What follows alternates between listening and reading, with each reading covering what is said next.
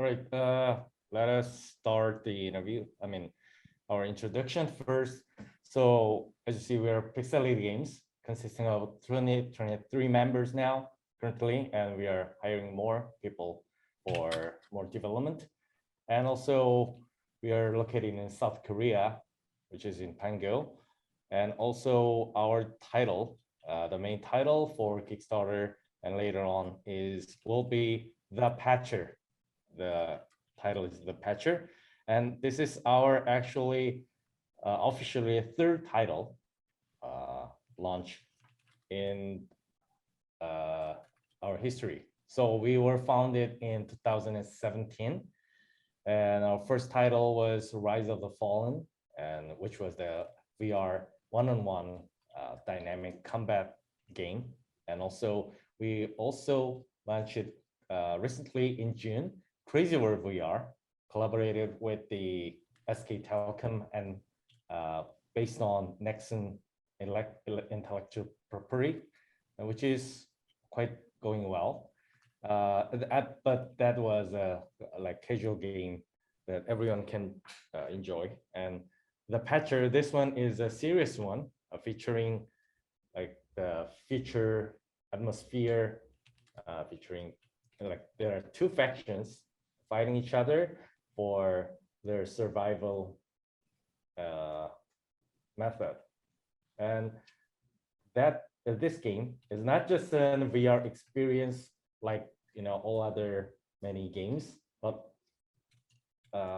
this is more about the serious combat FPS combat fighting with the tactical elements. And we are thinking this is about long-lasting, like encouraging people to play repetitively and continuous like real-life world.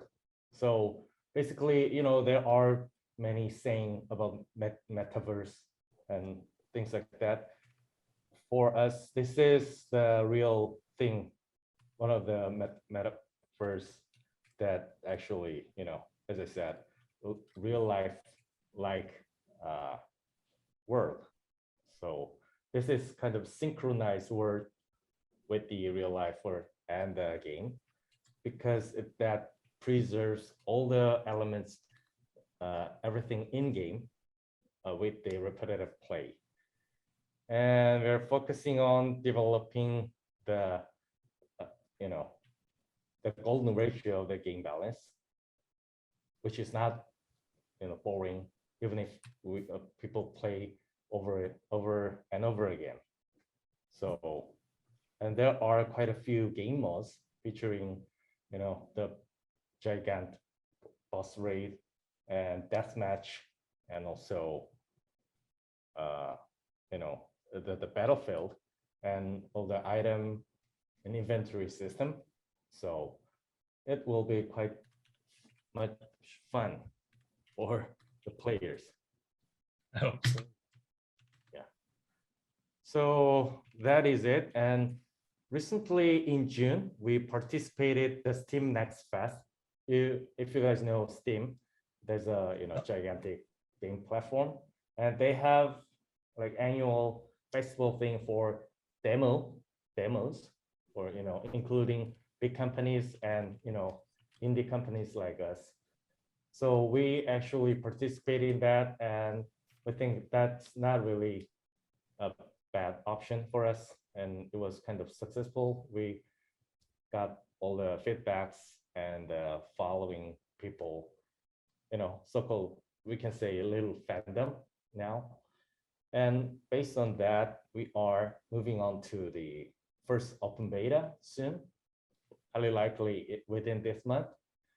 And we'll also get the feedback about it, and we'll keep developing it. And also we are opening some more game modes. So little by little, from the first demo from the festival, and more game modes and more items for this open beta. And later on, we'll do more betas till the official launch. So yeah, we will keep improving the game. So yeah, that's about it. I think, this is our first press interview. So maybe. Okay, yeah. So I went to your website and I looked at the game. So did you mention that there were 3 people in the company, or there were 3 founders? 3 what? 3 employees. Oh, the members. Yeah. 23. Oh, 23. Okay, yeah. Because I was thinking, wow, that's a really nice game for a few people, but 20 seems more reasonable. Yeah. Basically, it's not possible. Yeah. And so on the website, I saw that it was mostly on Oculus for now. Yes, for the machines, till now, we support Oculus, Oculus Quest devices, Oculus Rift. Okay, so But- Vive, not it's for later. Yeah, for later on, we'll support all the devices. And so I used to be a graphics engineer, so I know about 3D, but I haven't worked on VR myself. And so what's the difference from your point of view between Oculus and Vive? What's the difference between, by means of I supporting? mean, how much work is it to support the Steam VR? So basically, we support Steam VR. It's just a matter of mapping and, but, actually we finish it. We can say we finish it supporting all the technical things. So basically, there won't be really difference between other HMD devices. Okay, yeah, that's how it seems from the outside. And so the game, the patcher, for now, you need to play. So I can see, like, if you play with your friends, it's kind of like a network game, kind of like FPS, but a little different. But what's the survival mode about? Speaking of multiplayer, so this is, we can say this is more the advanced level of multiplayer game than, like the regular VR multiplayer games. So just like MMO games on PC Online. So spontaneously people get in, and we provide all the combat modes and single play for like Battlefield, and then there will be matching and yeah. Oh, So you match basically- the level of the players? Oh yes, but actually everyone can join the battles, but by means of, speaking of levels, that's like titles. So basically we have kind of the trip computer of the car. So if you have a behavior things, the AI perceive all the people's game behaviors, and then if they have like accumulated kills and things like that, they will have the overall account levels. So people can see that player is like a veteran. But then balance-wise, it won't be that much difference. So there are 2 levels. If I say levels, they have 2 levels, but that's like more like a like title thing. And in the dungeon level, so that the term itself will be set later on, but like internally, dungeon level is if you have played like League of Legends and things like that, the balance wise it will be the same as soon as you get into the battle, but as the play goes on, you will improve yourself a little bit, just like chess.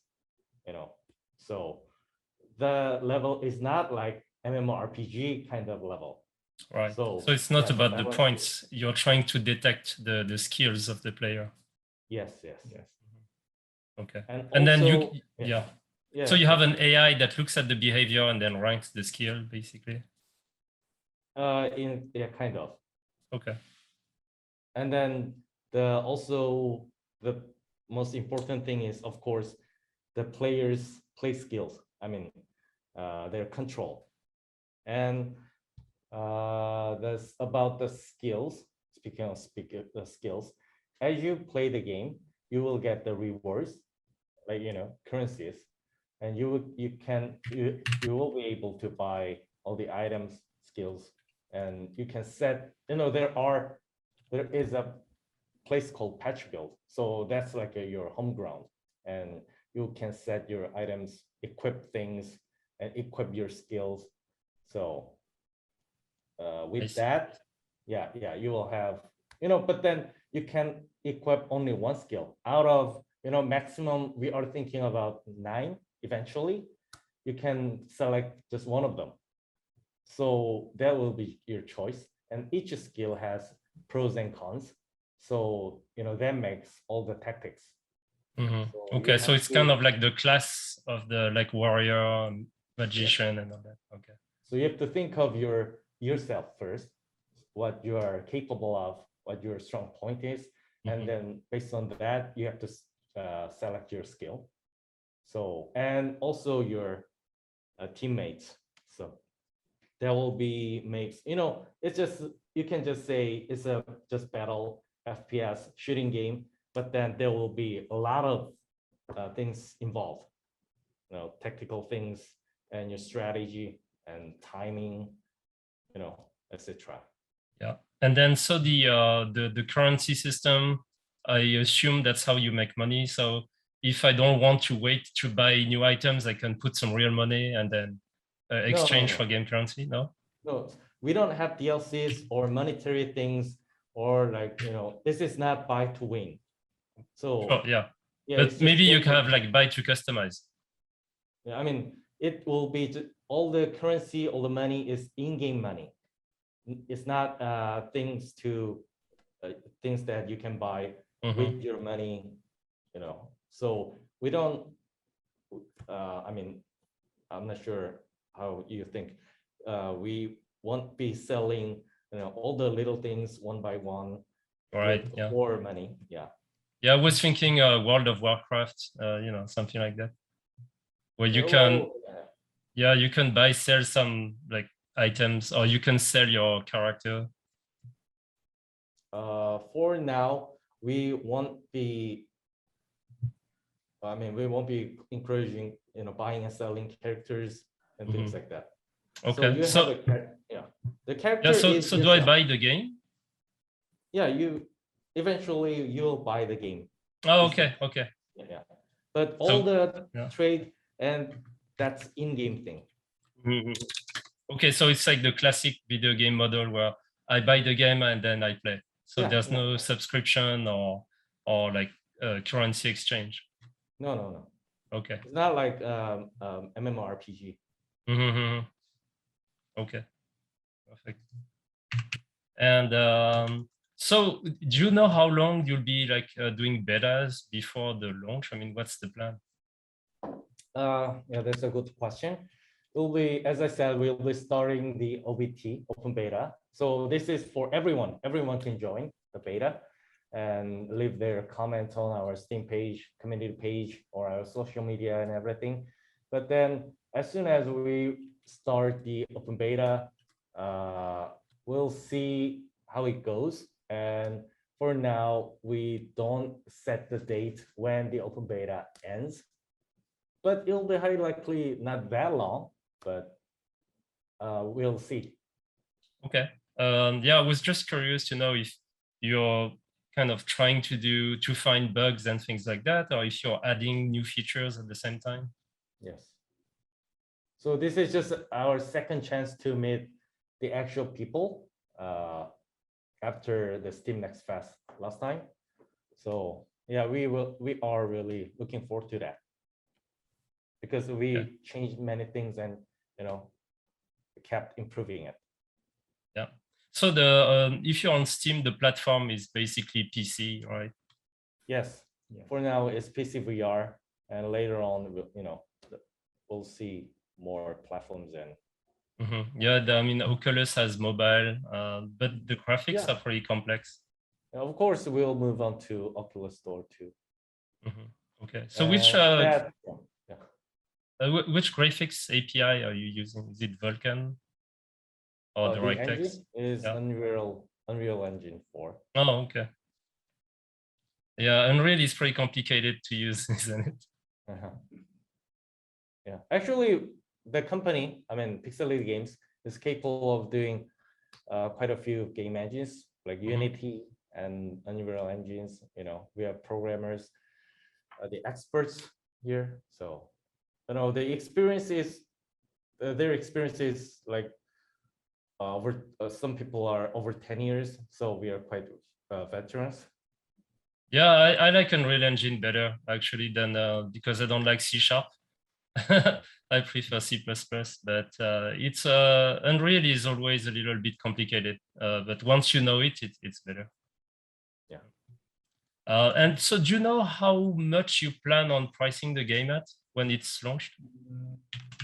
Well, we are thinking about that, so we can't say it will be this much, but we will match the, you know, the contemporary games. Mhm. Yeah, So you'll make it reasonable. yeah, Yeah. and of course we are, you know, for us internally, we deserve more than that, but I think, I mean, this is, I'm not being arrogant or anything, but we want to provide more things to our fans and gamers than, you know, so we will set the price not that high. I mean, from our standard. Mhm. That's our Yeah. thinking. I hope Also, people think that too, think so too. well, I mean, you'll see in the comments and all that. I haven't played, so but since everyone can join the open beta, they can get a really good idea of what Yeah. the game is. Yeah, and of course, open beta features not everything of the actual, you know, the official launch version. So, you know, we are just giving some more game modes little by little. So, I mean, I want to say this is not the whole thing of the game yet. Yeah. Sure, yeah. And of course, if we have Kickstarter, you know, things like that later on, more open betas, we'll opening more things, and you know, we'll have the stretch goals, and you know, we'll develop more things later on. So about Kickstarter, some companies are using Kickstarter just for marketing, but do you intend to actually use it to fund some of the features?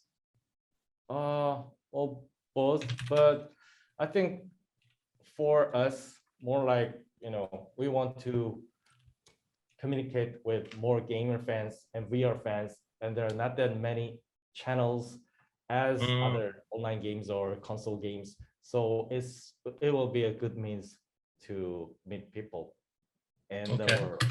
Yes. Yeah, so it's more kind of like a communication thing than the money issue. Yeah, we can say that.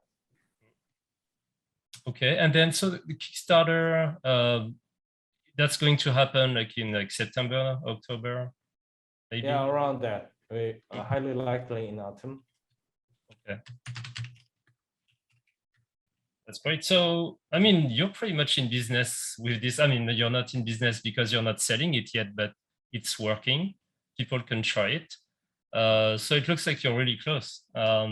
So let's say if you were to do a Kickstarter, would you propose like new levels, new features, or new characters? Do you know? Of course, yeah. All As I of said, that? yeah, if we have stretch goals, you know, we'll stack more things there. Mhm. And this is another story, but maybe the advantage we have, I mean, compared to other Kickstarter companies, teams, we have the real tangible things already, Mhm. because you know, we have demos, beta things, the real games, and real people here. And so it's not just the things that we can develop in the future, but we don't have anything yet, you know. So we have more things actually.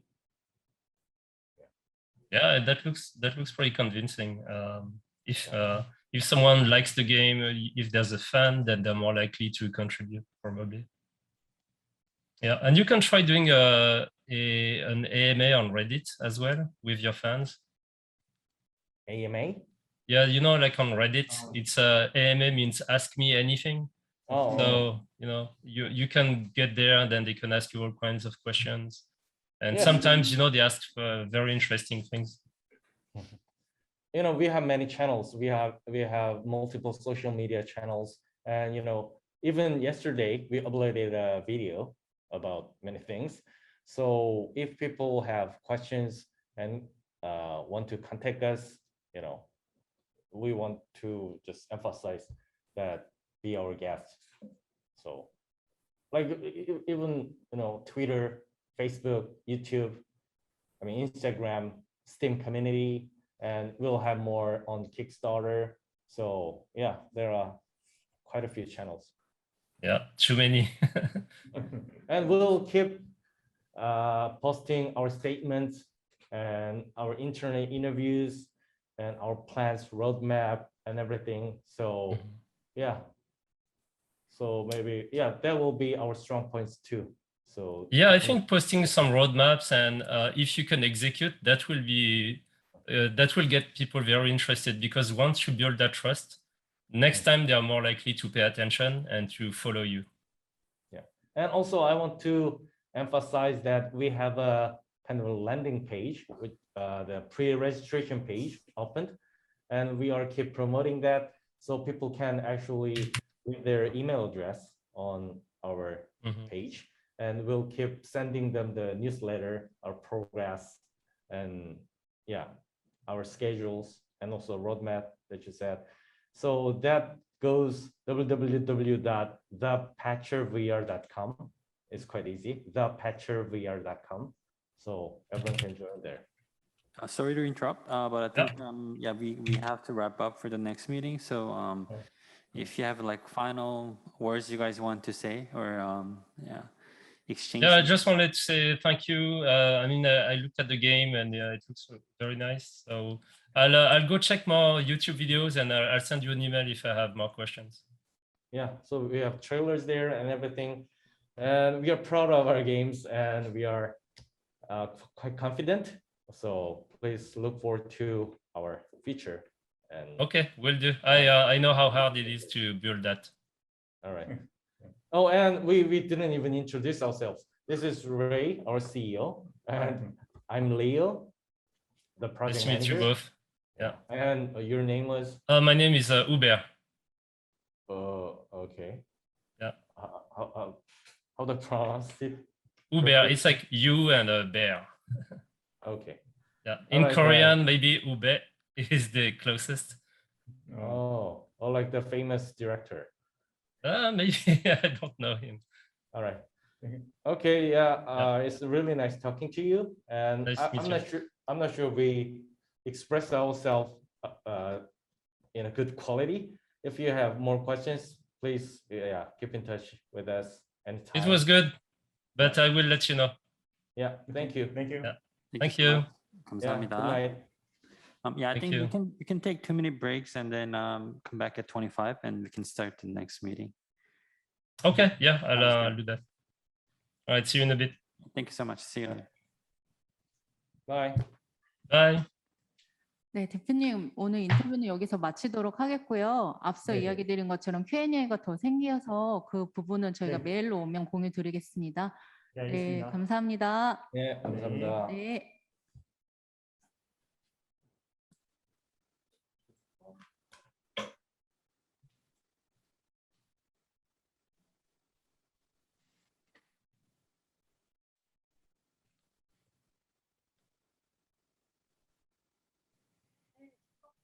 될 것 같고요.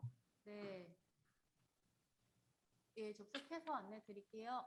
네. 네.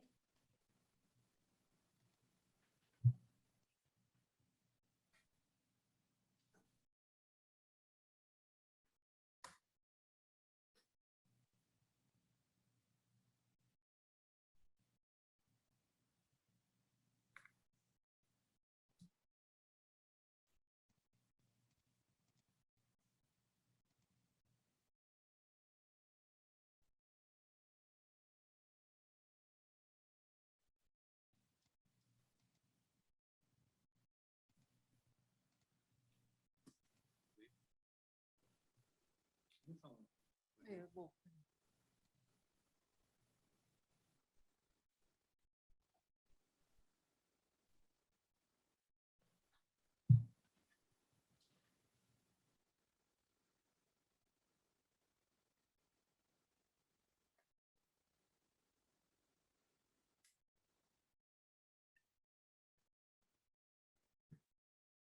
들리세요?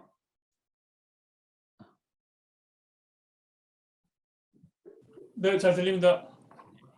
지금 잠시 쉬었다 바로 다시 오셨습니다. 네. I'm back. 네, 대리님. 지금 인터뷰 시간은 한 20분 정도 진행되실 거고 시작하실 때 기업 소개나 주요 이슈 사항 간단히 먼저 말씀해 주시고요. 그리고 그거 끝나면 Q&A 형식으로 진행되도록 하겠습니다. 네, 고맙습니다. 네, 준비되셨으면은 저희가 안내 드리고 시작하겠습니다. 네, 네, 되신 거죠? 예, 예, 예. So I think we can start the meeting now.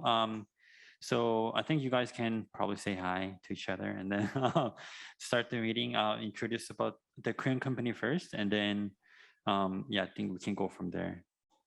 Okay, well, maybe I'll start by saying hello. My name is Uber, and it's nice to meet you. Cool. Hi, Hubert. This is Yongjin at Wave Company. Yeah, why don't we get started then? Yeah. So,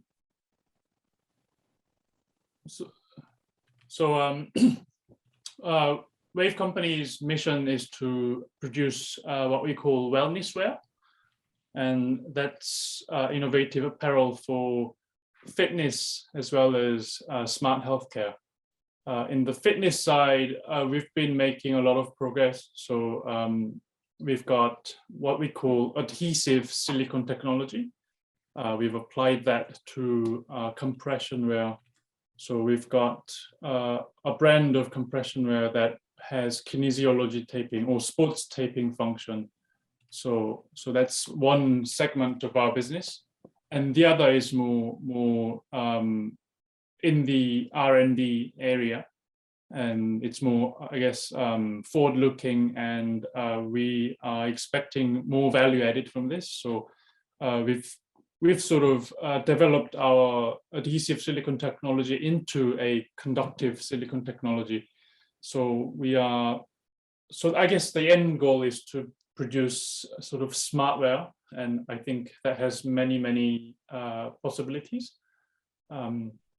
At the moment, we're almost done with producing the prototype for EMS wear, and that's going to be out this year, and we have a Kickstarter funding project upcoming soon. But ultimately, we sort of want to venture into the VR market. So, using electrotactile feedback to generate many. Like force feedback. Yep. Should I stop here or should I continue? No, you can continue. I was just I'm trying to understand. So if you do like a VR kind of suit, right? So you can use the electronics to apply pressure on the skin. Right, exactly. And okay. Yeah, so I guess we have the technology, but we haven't developed products yet. So at the moment, I guess the first thing, I mean, it is in the future, but the first thing we're thinking is producing sort of gloves that would go along with HMD. So it's, so we've got engineers and software developers who are working on sort of the very prototype, the basic stuff.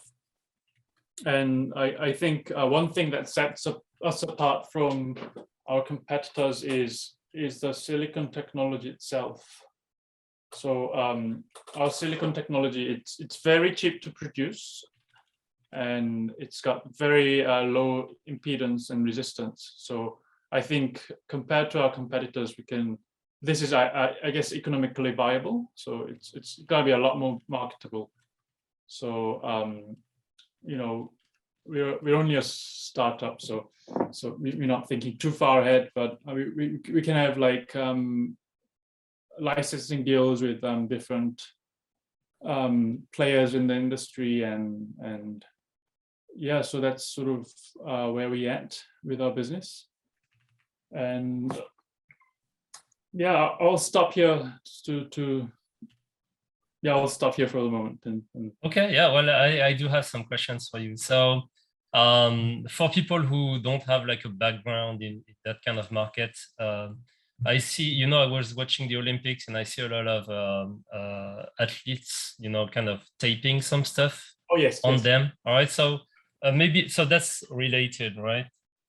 So that's the first part of our business that I described. Yeah. And, so and can you explain like to the layperson what does that, what it does and why people do that? oh, you mean the taping? Yeah. Yeah. Okay. So so basically, generically called kinesiology taping. It's obviously it's adhesive, so it's put on the muscle sort of strategically. So this Japanese guy back in the 70s sort of developed this. My understanding is that taping existed for a long time, but this particular type of taping that you just described in the Olympics, that's sort of developed by this Japanese guy. I think his name is Kaze. He started this thing in the 70s. So he developed a bunch of ways to apply the tape to different parts of the body so that it sort of supports the joints and muscles. And so scientific research needs more research needs to be done. But the idea is that there are a couple of theories why this works. So one theory is that the taping mimics the elasticity of the skin. So in movement, the tape gently lifts the skin a little bit up. So it helps with lymphatic flow and things like that. So blood flow. So that's the idea. So taping, you see athletes now all over the places. So I mean, I didn't see this like 8 years ago. So to me, it seems kind of new, or maybe I wasn't paying attention. Yeah. I think apparently it sort of got more public attention in the Beijing Olympics. Oh, okay. In the US, I guess, in the Beijing Olympics, this US beach volleyball player was seen to have these tapes on the body, and I think that's when it sort of got the first attention in the US, sort of widespread attention. And now I think more and more players do this, and I guess there are number of sports that you see this more often than others. So I think volleyball is an example that you'd see a lot of athletes taping in volleyball and stuff. So, okay.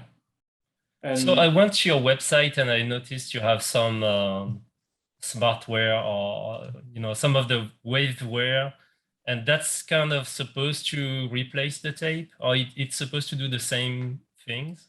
Right, it's supposed to do the same thing, but the best part of our product is that you can have compression wear at the same time. So the benefit. I'm not sure what compression wear is. Okay. So compression wear, like, it's basically when you wear it, it's sort of tight. You feel the tightness. Yeah. It's sort of slightly more difficult to put on than regular clothing. And what that's supposed to do is, so when you exercise, when you work out, your muscles sort of oscillates. It sort of like moves around, right? And that creates that's basically inefficient. It's not a very. It's kind of like an unwanted motion. Right, exactly. Yeah. So compression wear stops that. So your body, your movement is more efficient, and you use less energy, so you can work out more, and you get less muscle soreness after workout and during the workout, I guess. So this idea of wave wear is sort of like the best of both worlds, right? So if you got compression wear on the one hand, so it sort of reduces muscle fatigue. And on the other hand, we've got taping that would support joints and muscles. So and then you just have to wear it. You don't need to tape it every time. Yeah. because like some parts of the body, lower back, for example, it's very difficult to do it yourself. You need someone else to do it. Yeah. And then as this Japanese guy developed the deal, you have to know how to put it on. So it's a little bit of expert knowledge, and what our product just makes that hassle go away, and you just have to put it on. And we had an experiment with a Korean University Research Institute, and our sort of waveware, so kinesiology taping compression wear, is proven to reduce lactic acid by up to 35%. Okay, yeah, because you're squeezing it out. Yeah, kind of, and we've got better flow. yeah. So that's the part of business that we are making revenue. Today. Yeah, we're making revenue with waveware, and I think that silicon technology that goes with it will help us with this forward-looking conductive silicon technology. We call it Alexial, so electronic silicon Alexial. Okay. That's our sort of second, like I said, more forward-looking part of our business. So when you say silicon conductive technology, it means that you can embed electronics in it, or does it actually conduct electricity? Oh, so okay. So like we have adhesive silicon that is on the fabric, on compression wear, right? And it sort of sticks to the skin. So we've basically made that conductive. So we would embed electrodes on the silicon and on the fabric. So I see. Okay, so you're adding like some electronics or Yeah. some conductive material yeah, that can touch the skin. Okay. right. And the experience we have with waveware enables us to make sure that silicon Alexial on the fabric doesn't come off, right? So our then you need to be able to wash it as well. Oh yeah, we can wash it. We can stretch it. We've had experiments basically stretching the Alexial fabric, like twice as much for like 100 times, and it's very durable. So we've got that technology, and like developing software and like hardware that would control it. That's coming, but basically, we think our main strength is having this very durable, conductive silicon that would be interlocked to the fabric and wouldn't come off. So it's, when you put something on, you need to be comfortable, and you need to be able to wash it and still work. And that's tricky with, electricity, right? So I think we've sort of figured that out. Okay. And so how do you conduct electricity? I mean, if you put metal, it's not very stretchable. So you found like an elastic material that can conduct electricity? Oh, so at the moment we're putting small electrodes on the silicon. But usually they have like a wire somewhere, or they must be connected to something. Right. So at the moment, our prototype of the EMS where I was talking about, we have a little wire coming off it. And, okay. Sorry, iPhone. So that's the prototype at the moment, but we're figuring out a way of maybe doing away with wires, and we'll see how it goes. Okay, so the wire itself is not stretchable, but the sensor doesn't need to be stretched anyway, but because it's so small. Right. Okay, got it. Oh yeah, and then it's probably for like performance measuring. Right. Okay. Or sending electrical signals to the body. Yeah, so you can hook up the athlete to like a machine or like a small computer. Oh, we're developing a small hardware that would be small enough to be on the outfit. So since we're making compression wear as well, we can sort of make this a more futuristic version, I guess, of exercise outfit. Okay. I think a few years ago, I saw like a French startup that was working on something similar. And I'm not sure if they have a product today, but the kind of textile that's kind of conductive. Yeah. Yeah. Well, It seems like a very difficult problem. yeah, it is because if you think about it, like, you know, smartware, like talks of smartware have been around for a while, but I think it's tricky because like I said, you know, you need to figure out a way of making it comfortable for people to wear. Yeah. The other one is producing it very, very cheap. So, for example, DuPont, the American chemicals company, they have something similar, but apparently it's a lot more expensive, and you know, it's not in the market. You know, I think a Japanese firm is doing something similar as well, but figuring that you know, economic viability and making something that's durable and comfortable enough for people to put it on, I think that's the challenge, and we sort of believe we've sort of figured it out. Okay, yeah, so it's kind of like a materials technology first. Oh yes, definitely. Right, and then you can, once you have the material, you can add more sensors and stuff like that. Yeah, exactly. So that would be sort of designing a product, finding the market and that sort of thing. But having this materials tech is, I think, pretty crucial. So we're working a lot on the IP side and sort of legal side and licensing and that sort of thing. Yeah, so licensing would be easier if you can license to like some big brands. Yeah, like so, Nike. Yeah. So obviously, as a startup, like generating revenue is always tough. So we are considering sort of different avenues in doing that. And yeah, I guess everything's up in the air. Yeah, because you know, like on the consumer side, if you want to sell a lot of it, you need to have brand recognition because you're basically selling like sportswear, right? Yeah, definitely. Yeah. So talking about the VR side, so you mentioned gloves and maybe like full VR suits. Yeah. Have you tried making a prototype of that? Not at the moment. So we've just, I think, we're just done with sort of like the toddler stage, I guess. So I think EMS wear is our first shot at developing something with Elexil. What's EMS? Oh, it stands for electrical muscle stimulation. Oh, okay. So you know, like the sort of massage products that would sort of send. Like I know the abs one. Yeah, exactly. Yeah.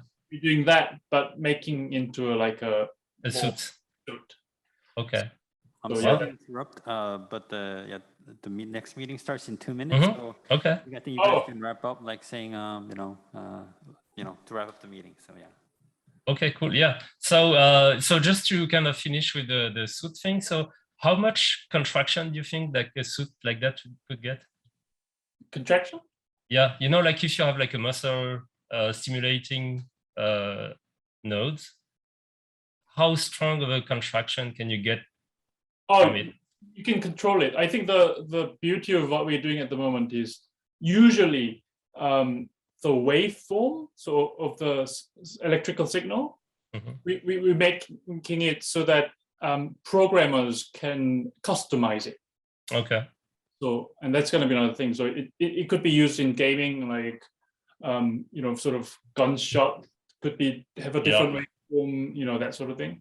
So okay. So instead of, because usually the VR suits, they have like a pneumatic system and then they just like create pressure on the skin. But then with your idea, you would actually contract like a muscle. Yeah, exactly. Contract by sending electrical signal. Okay. Little shock, electrical shock. Okay, yeah. That's kind of the new approach that I haven't heard about. I can follow up over email if you're okay with that. Yeah. If you have any more questions, definitely do follow up. I think they got my email, so they can. Okay, and then for today, the main product that you're kind of pitching is which one? Is it like the company? On this interview, EMS. I think that's EMS. Yeah. That suits your platform, right? Right. Yeah. Yeah. Okay. All right. Thank you very much. Thank you Yes. so much. Yeah, Thank you. I think we can end the meeting now. Thank you so much. Have a nice Okay. day. Bye-bye. Yeah, the other company is right here. Actually, this time they're going to be physically here. So Oh, okay. yeah, I think he's going to come now, and then yeah. I'm ready. Yeah.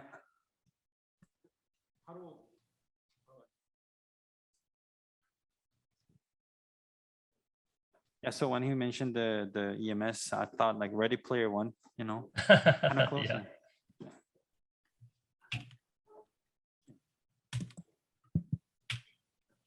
Hello. Hello.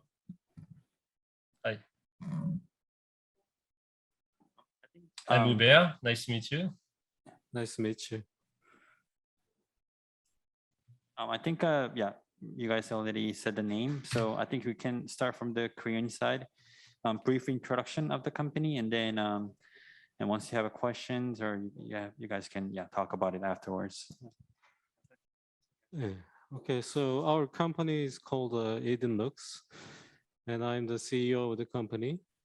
Our company was founded in 2016 with Korean medical doctors and technical engineers. I personally a medical doctor in South Korea. I had an eye accident when I worked as a medic in the military. And I found out that there is a way that actually can improve our eyesight.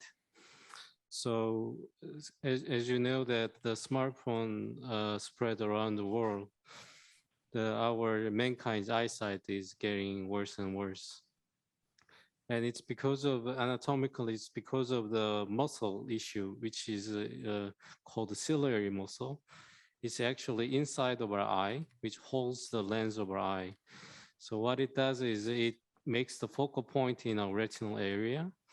So we train this eye muscle, inside eye muscle, by using a special lens technology. And we developed did the R&D about 5 years. And we launched our product last year. And it's called Autus. It's a Latin for all. And we achieved that. We've done the crowdfunding in South Korea. We achieved about $1 million US. And we sold our product in the Japanese market. And we achieved about $1.2 million US. And now the crowdfunding is running in the Chinese market. And about 0.5 million US is achieved, and it's gonna finish in the end of this year, this month. And now we are preparing the Kickstarter in USA, and our main core technology is special lens technology. Actually, the originated technology is called vision therapy. Vision therapy has been R&D'd a lot in the USA market, and we think we've done the beta test in South Korea market, Japanese market, and Chinese market, and now we are ready to launch our product to the Western world. And we will do our best until our mankind's eyesight goes back to the time when we don't have the smartphone. Thank you. Okay. So I have questions for you. From what I understand, so the issue is people always look at their phone from the same distance. So the muscle gets kind of used to like a small range of motion. So it's actually a wearable device. It's head-mounted device. Right. So you can wear it. And when it also connects with the Bluetooth to the smartphone, because everyone has a different eyesight. Yeah. So when the user uses our device, it automatically checks the eyesight of our eye. And then by using that data, we provide a personalized vision training program per each person. So yeah, it's a wearable type. Mhm. And it Okay, has, so that's the solution. yeah, But that's the problem, so you said the problem is created by smartphones and maybe computer screens. So why is the problem there? pro. Why do people have a bad vision?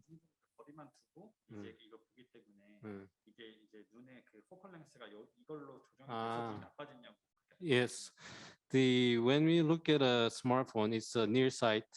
When we look at the near sight for a long time, the inner muscle called ciliary muscle contracts, and if it goes over 20 minutes, the spasm occurs and all the fatigue in our eye occurs in the ciliary muscle.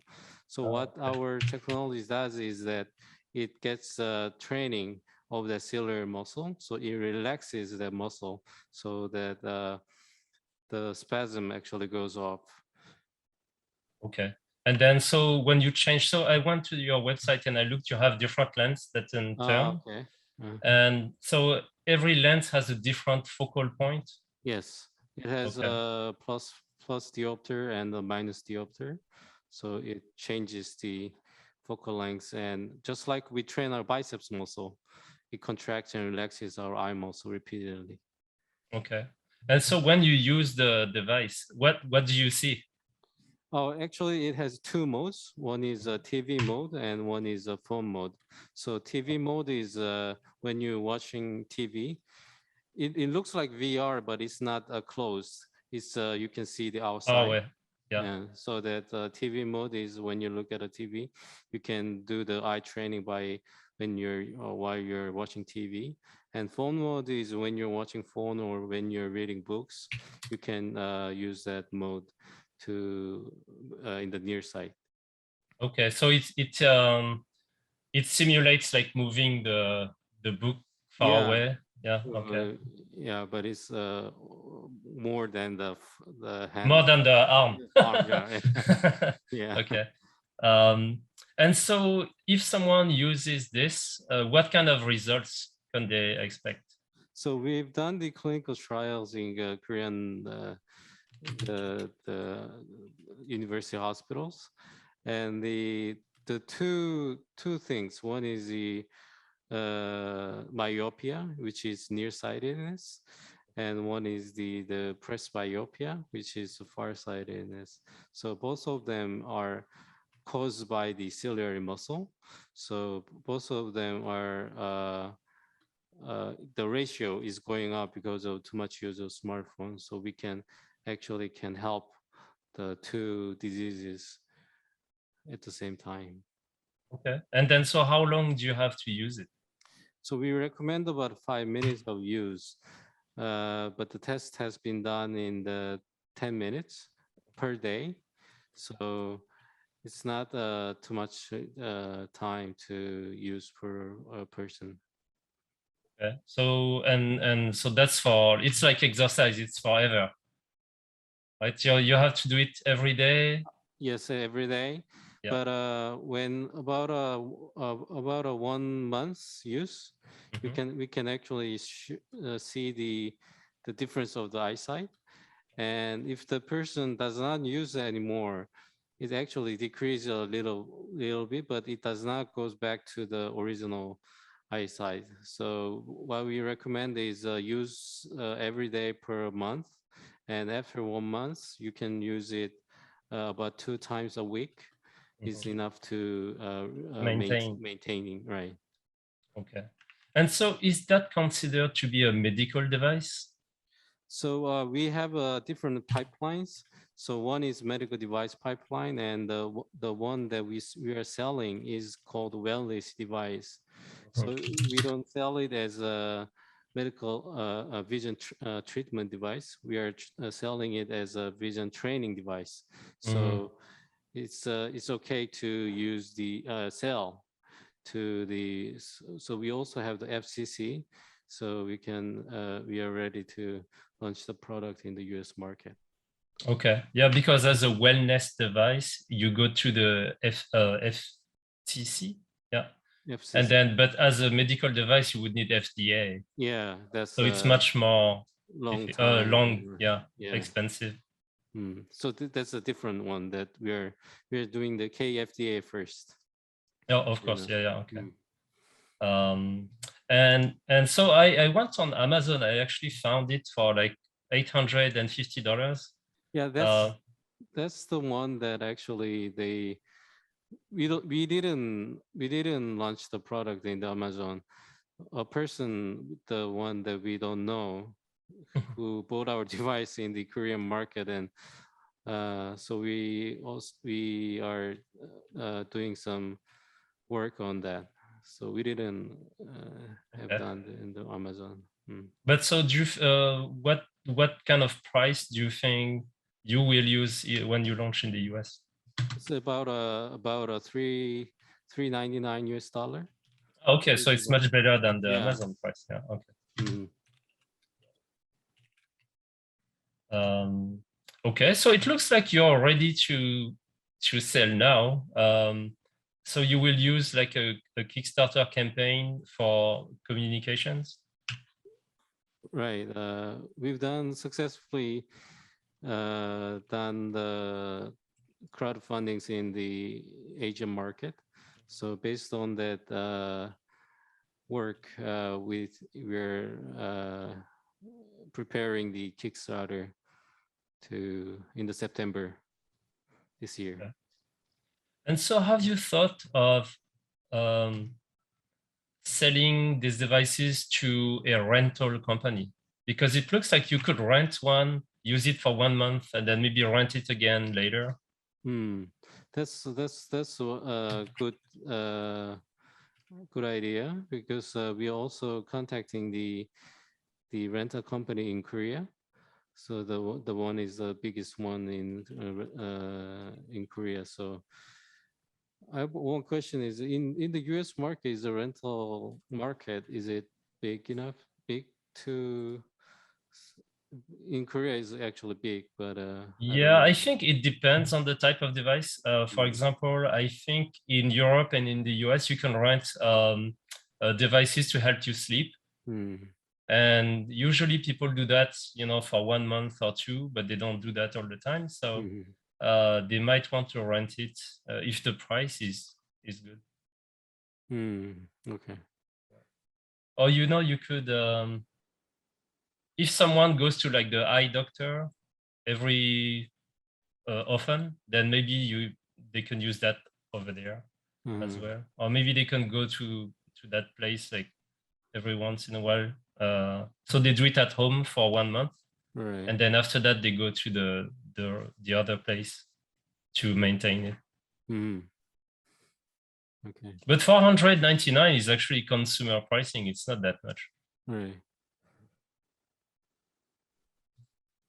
Let's see. So since when did you sell it in Korea? Since the first sold was in the 2020, last year.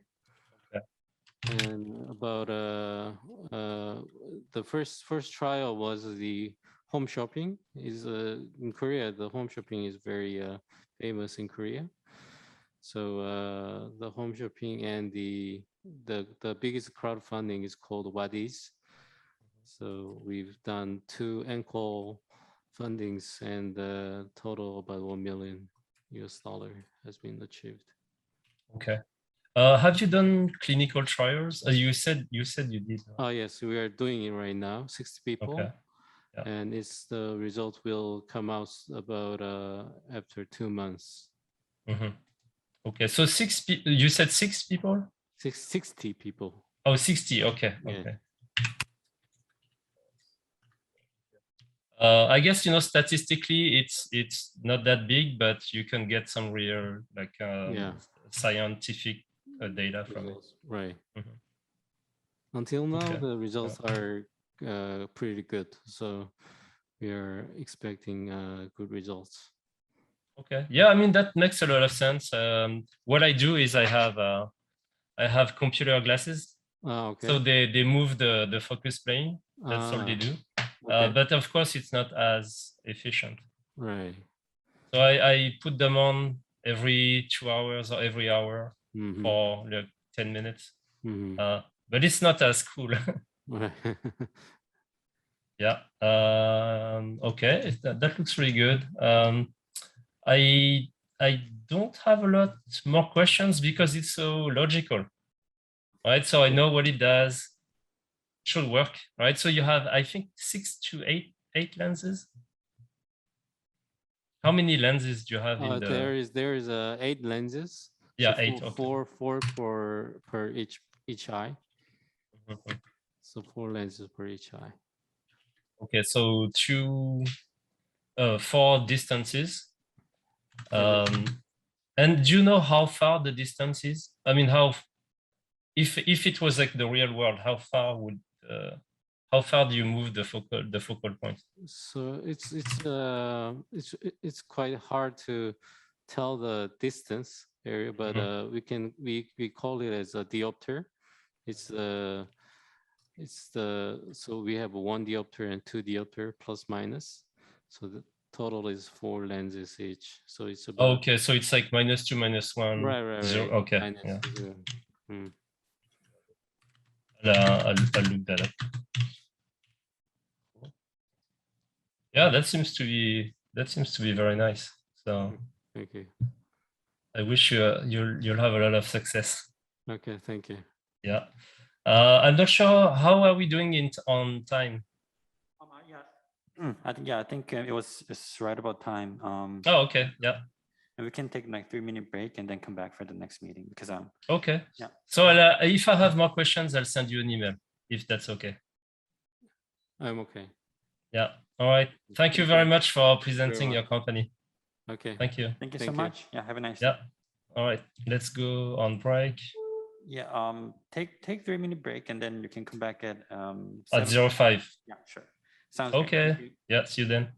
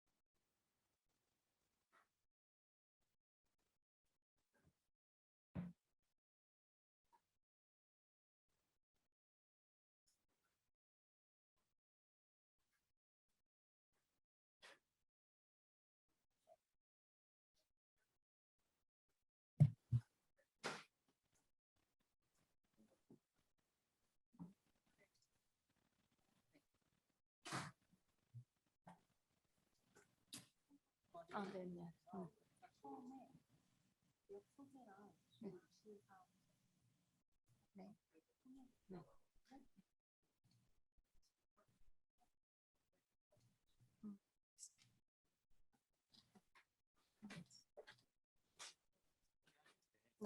그냥 일단 써주신 거를 아, 네. 해주시고, 왜냐면은 대부분 이럴 때 그냥 차라리 제가 바로 읽는 게 낫지, 이렇게 한국말 어차피 이거를 이 대본대로만 하실 거면 아, 그냥 처음에는 그냥 제가 그럼 간단하게 영어로 할게요. 아, 네네. 네. 아, 근데 하시면 돼요. 네네.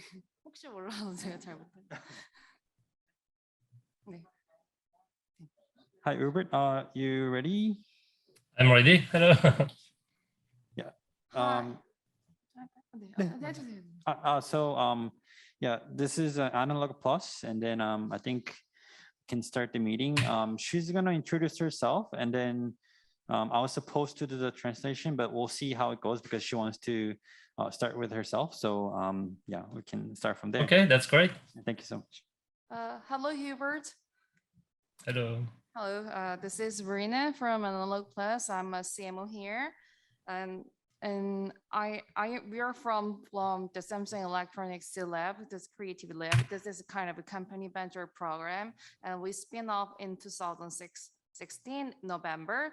And then in order to become a leading brand in the riding culture and the trend, we launched CRNK. We called the Crank brand and launched bicycle helmets, goggles, apparel, and health functional food. Since then, motorcycles and snow supplies have been continuously released. In the existing helmet maker, overseas premium brand helmets were mostly priced at over $200 to $300, but very low priced products about $20 showed a significant drop in quality and raising doubt about their safety. So we found this consumer's pain point and passed the safety kind of CE or CPSC, CE or KC certification at a reasonable price and gave consumers a wide choice of the helmet, including unique aero helmet design details, subsidiary materials, and variety of matte or glossy things, colors. And Crank has a fast-growing vision as a key brand in the helmet industry, such as Crank, a key component in the bicycle driving, and strives to become a key driving component for many riders. Yeah.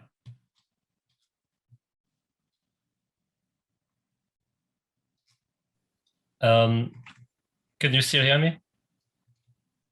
Yeah.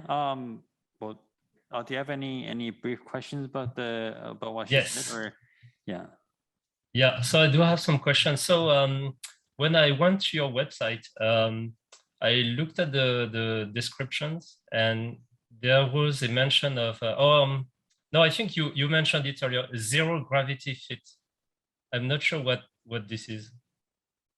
Zero gravity. Zero gravity. Yeah. Yeah, that is one kind of fitting system.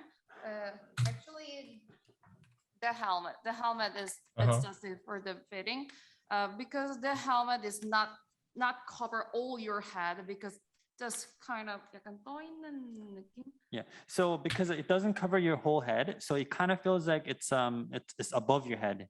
So Okay, that's why like we a say floating. zero gravity. Yeah. Because it's not, you don't feel like you're wearing a whole thing. Oh, I see. So maybe it's the inside. Okay, yeah. Different inside. The Okay, design. I understand. So is that like an industry term? Pardon? Is it a term used within the helmet industry? Do everyone say that, or?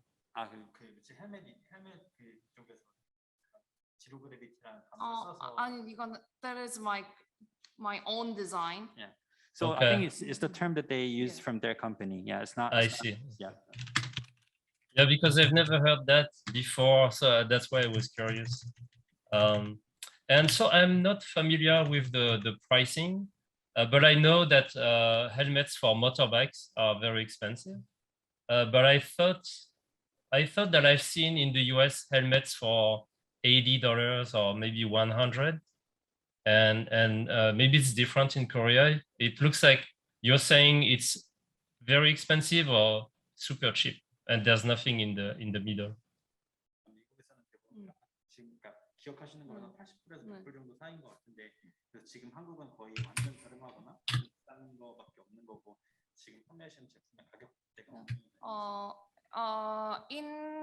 in my country, this helmet about the $50, and then but almost a similar design, but and the similar substrate materials, but the how can I say, the popular brands, the cost for PUC around $150. So we can make them at one third price, so we can give the customers better.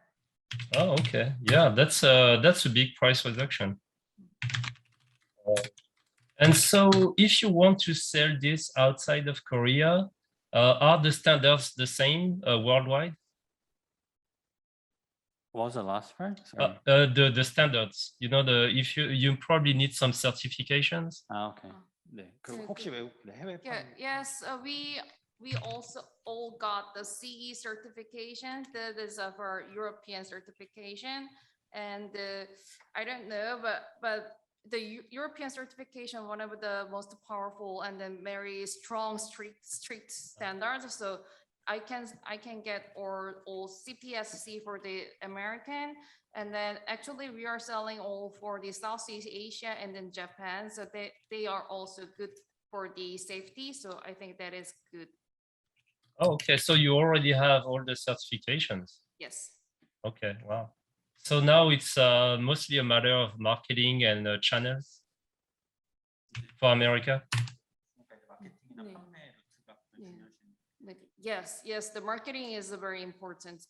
As I mentioned, all helmets are making kind of similar. Making way, the method is similar, but the brand fee is depending on the price. That makes the price. So we are gonna make the good marketing and then good price, and then go to the American market.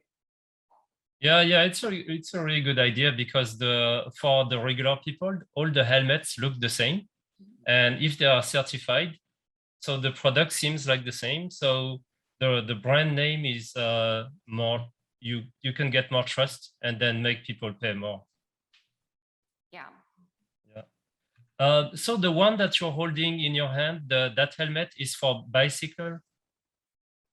Yeah, the most usually our main helmet is a bicycle helmet, and but we also have ski helmets and then motorcycle helmets. But for now, we're gonna launch bicycle helmet first in the American market.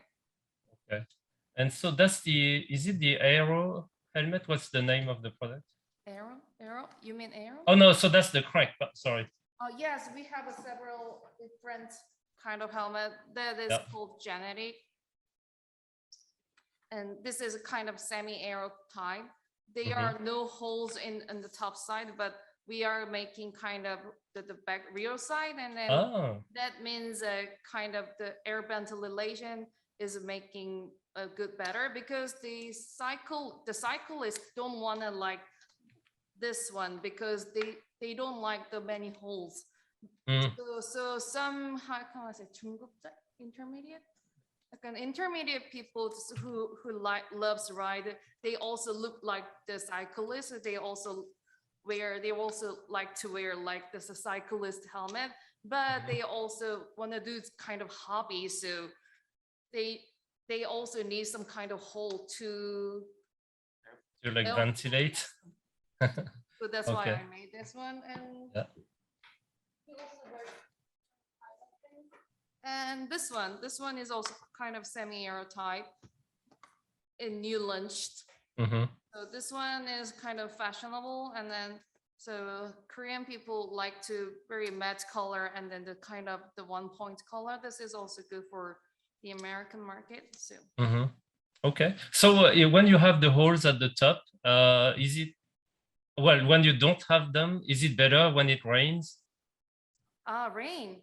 Yeah, but yeah, actually when it rains, then they don't usually ride, but we kind of, how can I say, did you see the mesh?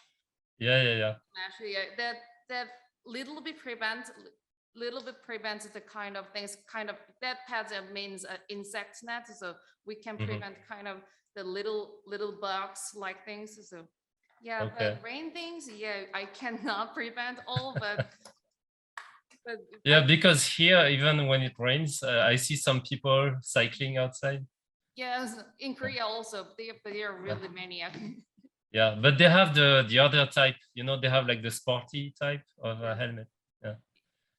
Yeah. So what kind of material are you using for these helmets? As I mentioned before, the making way is very similar, even if cheap or very expensive helmet. The major, the outer shell, that is a shell. The shell is really usually PC, polycarbonate. And then inside this is EPS. Okay, it's foamy. Yes. Yeah. All right. So yeah. So it looks like the construction is not the difference between different helmets. Yeah. It's more the design. Yes. Yeah. What about integrating lights and reflective materials? Actually, for now I don't have, but we're gonna launch the LED helmet, adopting this design. There are gonna be lights, this one, and then the consumer can turn on, turn off, or some They blink. kind of brake light. So yeah, maybe next year we're gonna launch. I've seen a lot of people attaching lights to their helmet. Yes, yeah. Yeah. And what about things like, you know, like a GoPro attachment? Yes, they also like to wear some kind of GoPro or something, but they usually wear the GoPro on the cycle because the head is really, how can I say? Yeah, it moves a lot. Yeah, it moves a lot. So yeah, and yeah, the video can be shaky. So so they usually wear the GoPro in the cycle on the cycle, and then but I would like to adopt this kind of the speaker and microphone, and then connect the Bluetooth, and then we're gonna integrate. They will be launched on the early next year. Yeah, that's probably in a high demand because you don't want to have the little what's the Apple one? Not blocking your the iPods. Yeah. It must be uncomfortable. Okay. Let's see. So for now, you're selling in a lot of places already. So you kind of know if the product is working, right? I mean, because you're already selling in like Japan and some other places. Yes. Do you expect the same type of product or the same designs to be successful in the US? Well, or maybe there's a cultural difference between different countries. 그러니까는 참 이제 지금 이제 일본이나 다른 나라에 판매해 주셨으니까 지금 디자인들이 북미 쪽에서도 반응이 좋고 나라마다 원하는 디자인이 다를 수가 있으니까. 약간 사실 헬멧 디자인은 좀 비슷비슷하긴 한데 사실 이 썼을 때 핏이 되게 중요한데 요것들은 사실 인터내셔널 핏이라 해서 좀 어느 나라 사람들이 써도 편안하게 쓸 수 있게 만들었고 그다음에 그 지금 요렇게 나오는 타입들은 어떻게 보면 저희도 하나의 트렌드를 같이 하고 있는 거여서 유명한 브랜드에서도 비슷한 디자인들이 굉장히 많이 나오고 있어서 저희도 잘 될 것 같다.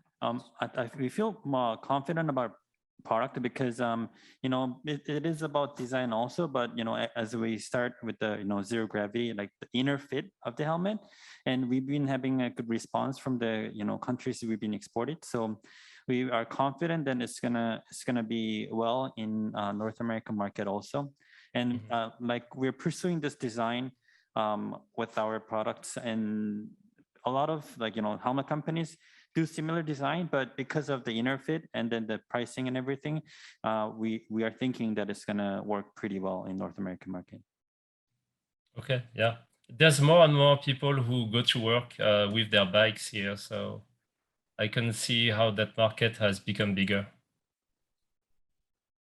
요즘 자전거 타고 회사 많으니까 마켓이 많이 커지고 Yes, in Korea also, there are many bicyclists in their working to their work. Oh, really? Okay. Yes. Yeah, usually all the people I see in bikes in Seoul are around the Han River. Yeah, that is a kind of global trend because of the COVID-19, they don't want to use the public transportation. Usually drive a car or ride a bike. That is a good transportation for the isolation. Mhm. So that is also, and then the environmental things also, the consumer think nowadays. So that's why the bicycle market is growing. Yeah, yeah. Oh, that's great. And usually I think of Seoul traffic as being like very, very slow if you drive. Yeah. Okay, so when are you starting the Kickstarter campaign? Maybe this fall, October, Okay. middle of October. Okay. And then, so if you do that in October, then maybe the product might be available by the end of the year. Yes, maybe end of this year or early next year. Yeah, we're gonna make things plan, so but not fixed, so I'm not sure, but maybe early next year is better. Okay. And then, so when you sell product like that, do you need to provide support, like customer support, or do you need to hire people in the US to do that? Actually, in Korea, we have a kind of cranker. Cranker is kind of our supporter for crank.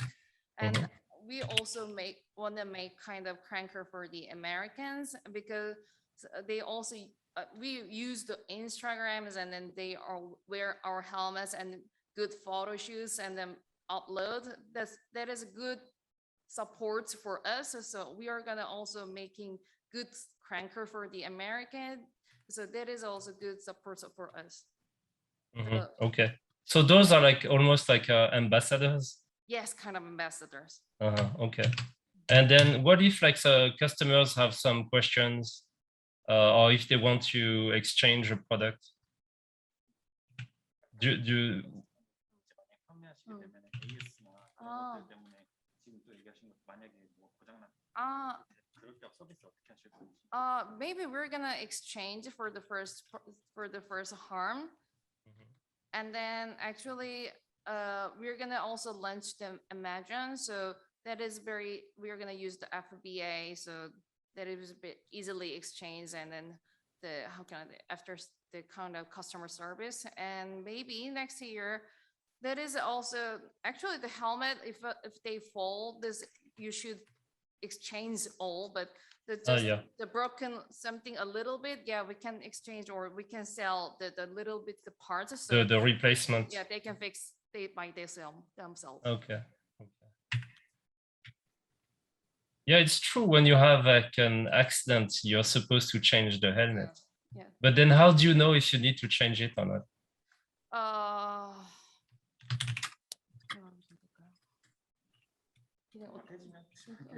Yeah, just that is also one of the mission. If that is actually our kind of secret, but we're gonna making and then developing. They don't know. This is a small accident, so I can wear this helmet for. But sometimes it is big accident. You should change the helmet. Yeah, get a new one. Yeah.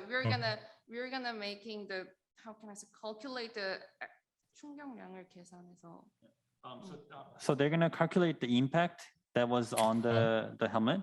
네, 좀 어느 정도 지나면 바꿔줘야 된다는 걸 지금 개발 중이니까. Yeah.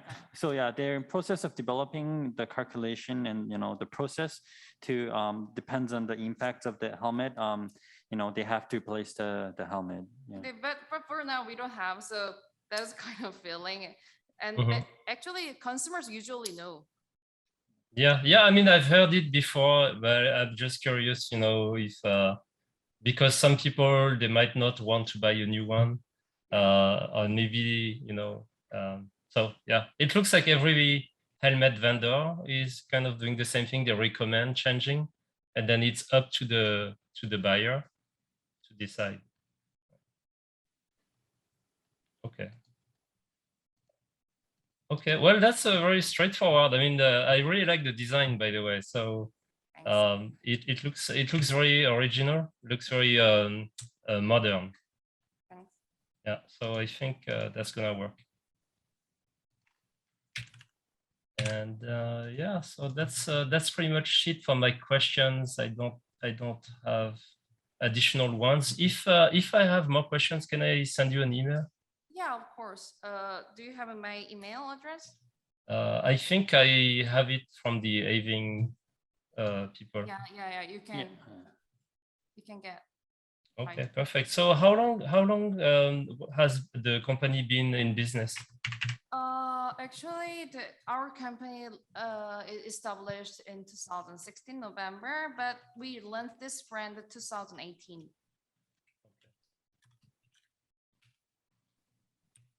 And then I saw that you have a lot of products. I've seen like more than a dozen on your website, even more than that, maybe. Yeah. We also have another that actually we launched the helmet first, and then we are gonna want to kind of cycle company, not only for the helmet. So we launched the apparels or something kind of the gear for the cycles, and the kind of healthy food for the cyclist. Oh, really? Okay. Okay, so that's like the whole cycling ecosystem. Yeah, for the cyclist. Yeah. And so is there a big difference between a cycling helmet and like a ski helmet? Cycling helmet is light is very important, the weight. The weight, yeah. But the ski helmet is you should wear the kind of the ear pad because it's too cold. So we have kind of ear pad things, and then a little bit different and a little bit stronger, and then a little bit more, how can I say, thicker than the cycle helmets. Okay, so it's more like a motorbike helmet maybe. And then you don't want the ventilation because it's so cold. Yes, too cold. Yeah. Just a little bit ventilation because they also kind of wet in the head. Yeah. So and you don't want the visor to be all wet. Yes. Yeah. Okay. Yeah, I think adding the Bluetooth later is could be an interesting way to increase the sales price too. Yes, I think so. Yeah, because it's not super expensive to add the Bluetooth gear, but then you can sell it for much more. Yes, we're gonna we are gonna integrate in this helmet. Yeah. And so how have you looked at like what kind of speaker do you need to have like a good sound? Actually, the good sound, kind of listening music is not that hard, but when you ride, there are lots of noise, kind of winds or other noise, and then we're gonna capture only the speaker's voice, and then ignore other noise, and then how can I say, the 상대방이 들을 때는 이 사람이 자전거를 타고 있는지 모르게 하는 약간. Yeah, so we want to make a Bluetooth technology that does good like noise canceling for the phone, phone caller. So not to when you hear it, but when you speak to the people on the phone, they wouldn't realize that you're riding a bicycle because they're gonna eliminate the sound of wind whenever they're speaking to the mic. So, yeah. Okay, yeah, that sounds great. Yeah, because you can answer the phone without taking off your helmet and all that. Yes. Okay, sounds like a plan. All right. Let's see. So have you like most of the helmets are made of polycarbonate, but what about making one with Kevlar? Kevlar, like carbon fibers. Carbon. Carbon. Yeah, that is also a good way, but actually, that is a past trend. Oh, really? Yeah. Yes. Yes. Actually, the premium brand launched many carbon helmets, but they don't do that for now because I really have no idea why they don't. But I asked many consumers, and many consumers said to me the cranker, the our ambassador, they said to me, this is the kind of past trend like thing. So I don't adopt, but if I give us good quality and good design things, yes, I can adopt anytime. Yeah. Yeah, I think maybe it's not that much better and it's much more expensive. Yes, much more expensive. Yeah. So maybe not worth it, except for fashion, maybe. Yes. Perfect. All right. So, okay. Yeah. So, I mean, your website is very clear. So I looked at some videos, but I'll look at more to make sure I understand everything. And then if I have any additional questions, I can reach you over email. That's great. Yeah, that's pretty much it on my end. So pricing, we don't know yet. I think we will know about the price when you do the Kickstarter. Yes. But it's similar to the Korean price, maybe? Not that higher, not that much higher. Okay. 예, 50% 지금 요게 딱 70불이거든요. 한국에서. 그래서 뭐 요게 한 7, 80불. Yeah, like, our price range in Korea right now is about to 50 to 70 US dollar. So it's going to be slightly higher because of the shipping and everything, but yeah, it's not going to be hugely different. Okay. Yeah. That's very reasonable. I think I've seen a lot of helmets for like 100. Yeah, they are overpriced. Yeah. And I can't tell which is good. And actually, like when you do the certification, do you have different types of certification? Maybe your certification is a little better than the competitor.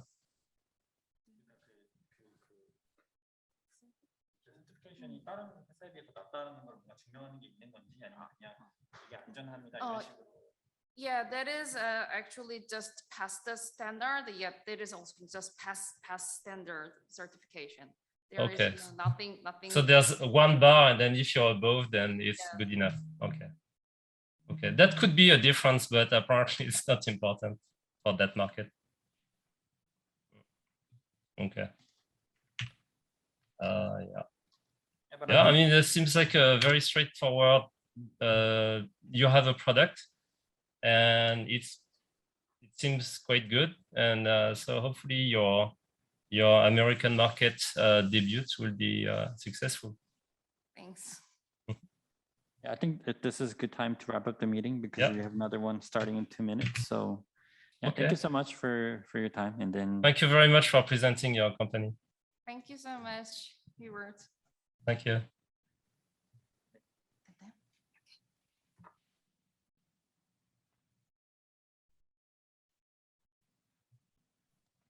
Yeah, the next company will be here in 1 or 2 minutes. So we can take Okay, I'll just hang around. Yeah, okay, sure. Yeah.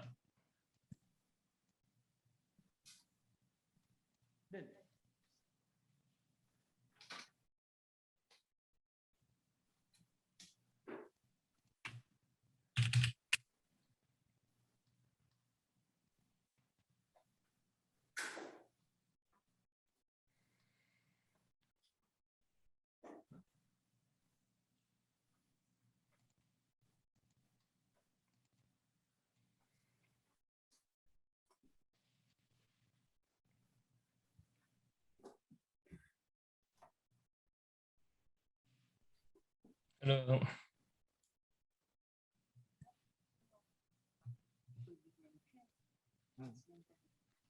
네, 저는 거의 다 한글로 할 거기 때문에. 네. 혹시 그러면 소개를 일단 간단하게 하실 때 이만큼을 먼저 그냥. 네, 그냥 간단하게 얘기할 겁니다. 알겠습니다. 네.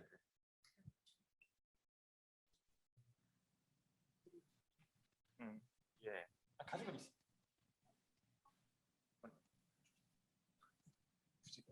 At this time, I finally get to work, so Yeah.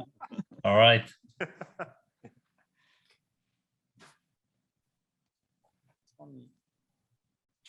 You're like the safety net, just in case.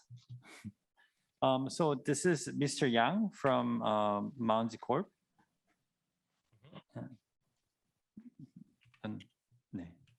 네, 안녕하세요. Hello. Nice to meet you. Nice to meet you. I'm Uber. 네, 일단 회사 소개를 먼저 드리겠습니다. 저희는 그 사용자들이 원하는 모든 움직임을 표현할 수 있는 모듈러 로봇을 개발하는 회사고요.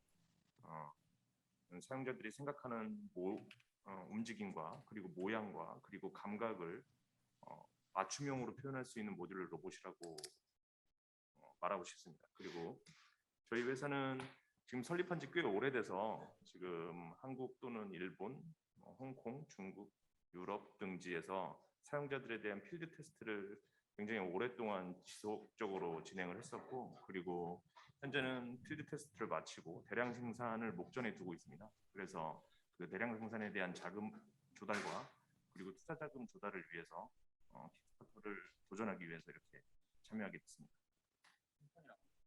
일본, 홍콩, 중국 등지에서 지금 필드 테스트를 진행했습니다. 한국. So it was long, so I might forget about something, but yeah, I'll try my best. So our company actually makes the cutting edge robot technology, and the user can express every movement and sense that user want. So that's kind of have you seen the device? No, I haven't. Okay, because it actually the user can build it itself, and it has a motor and everything, so the user can actually build the way they want it to build. And then we actually field tested in Japan, Hong Kong, and China, and we finished all the prototyping, and then we are right before the mass production. And to gain all the right funds, so we are starting a Kickstarter. Yeah, we're starting Kickstarter to fund our production phase. Yeah. And so on Kickstarter, what's the price of the device? 네, 가격이 정해져 있는 건지. 지금 킥스타터에 나오는 가격은 $120짜리와 그리고 $230짜리. 이미 올라가 있는 거죠. 네, 총 5가지의 카테고리로 진행을 할 건데 100에서 $480 정도로 이렇게 구성해서 할 겁니다. It is already on the Kickstarter, so the price start from the $100 range up to $480. So it depends on what parts are in the kits. Actually, if you want, you can send me the link of the Kickstarter page in the chat if you have it. Yeah, so you can. And then I can look at it at the same time. 지금 보시면서 하고 싶어요. 유튜브 킥스타터는 없는데 페이지는 네, 유튜브 혹시 보여드릴 수 있을까요? 네, 그냥 저희 제품이 뭔지. 저희 페이지가 없어서.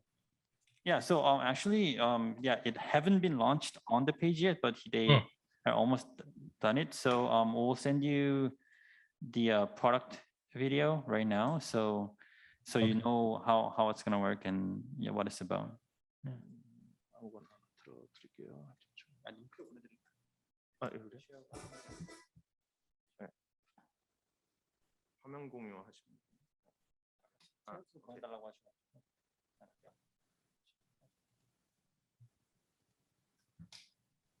Yeah.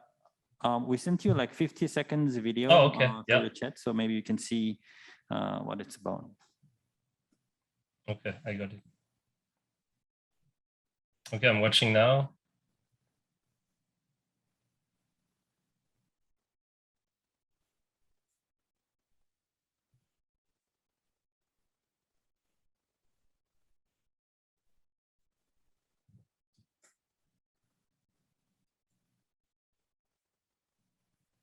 I like the ping pong. Yeah.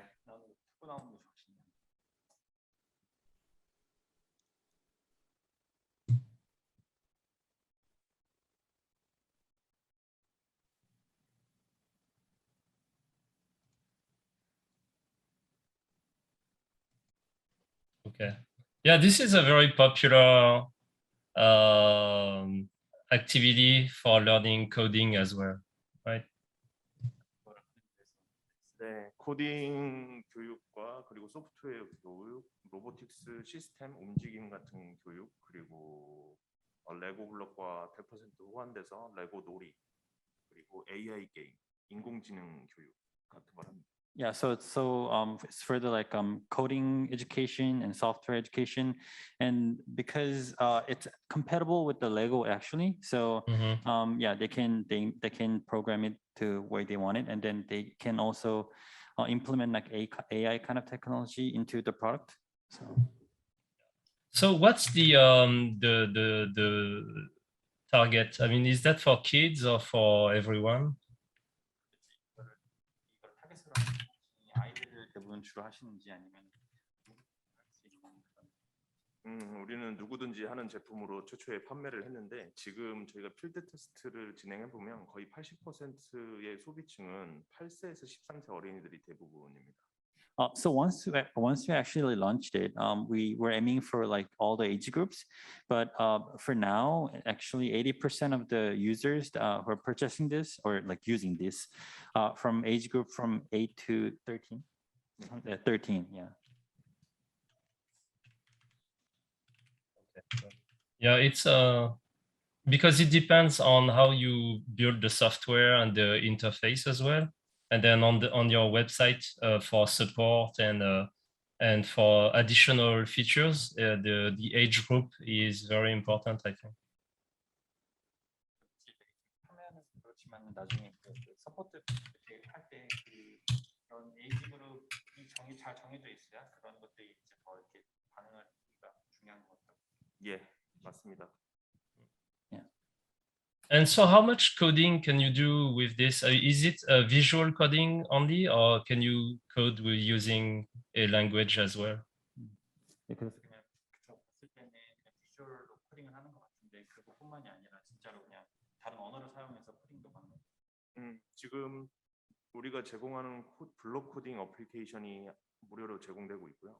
그리고 그 공용으로 쓰고 있는 스크래치 프로그램을 같이 호환해서 제공을 해주고 있습니다. 그래서 거기에 플러스 파이썬 언어와 자바스크립트 언어까지.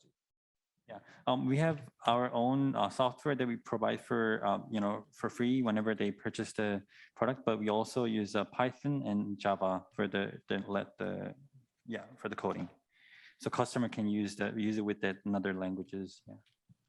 Okay, so the application is for visual coding, and then if for the more advanced people, they could use these two languages. Yeah, Python or Java. Okay. And so I'm going on the website. I can see it on hackster.io, and so I'm trying to figure out how many different types of blocks there are. Like different kits, or what do you mean? Well, so like sometimes you have like the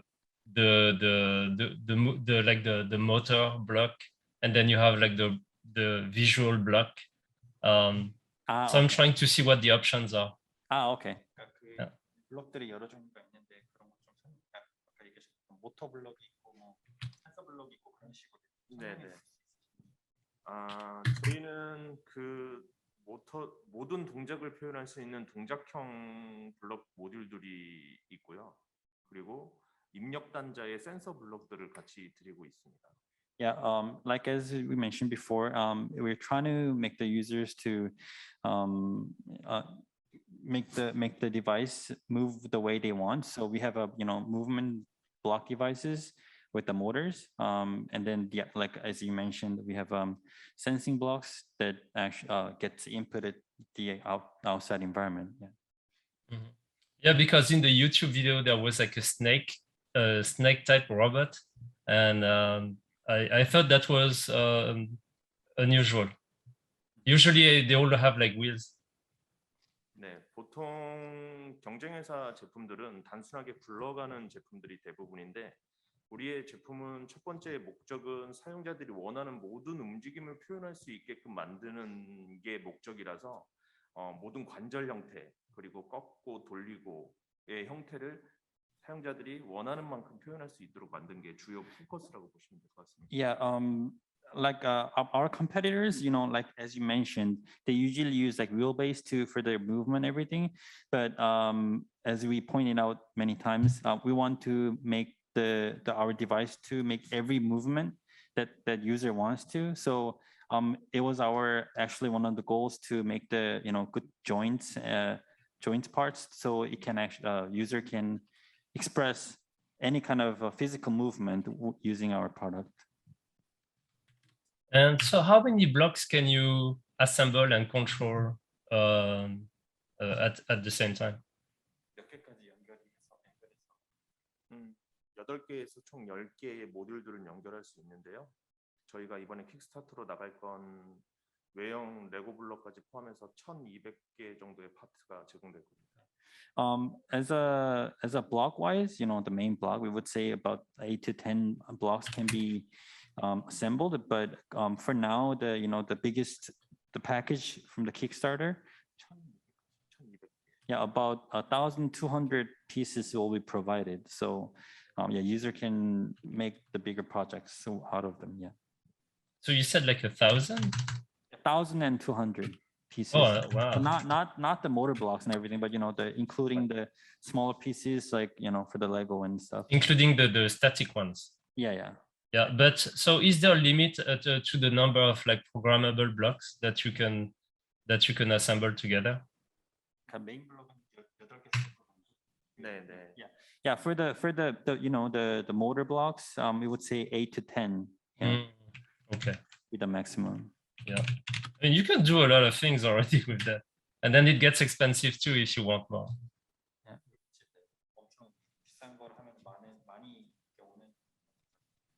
비싼 만큼 많이 줘야 된다고 생각하고 있습니다. Yeah, like if the prices goes up, you know, the customer has to get more stuff. So, you know. Yeah. Yeah. Oh, okay. Yeah. So on the Kickstarter page, I can see all the different blocks. Oh, okay. Yeah, and there's quite a few of them. Oh, there's a camera cube too. Oh, speaker. 네. 두 번 있어요. 2번 실패했어요, 저희. Yeah. Oh no. Yeah, because it didn't made it before, so you can see them. But yes, so we are going for another one. Yeah. Oh, okay. Yeah. So those are like the for the future projects. Yeah. If you get funding. I think that's the history. Yeah. Okay. Actually, I might have to sync up with you over email to be sure what blocks are available and what blocks are not.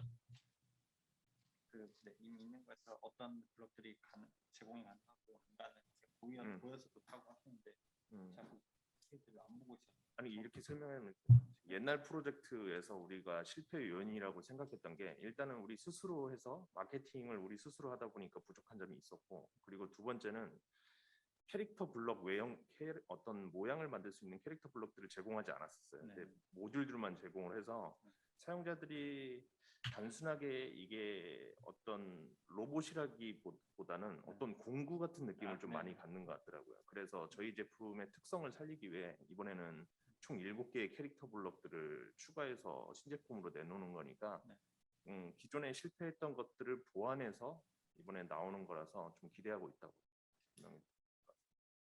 Yeah, because we wanted to learn from our failure, because you know, our 2 previous Kickstarter didn't work out. We want to because we were doing marketing by ourselves, so we weren't too sure how to enter the US market. But because our previous, you know, project, as you can see, we usually just provided the blocks and then not the smaller parts to make it actual, like kind of robot looking you know, material.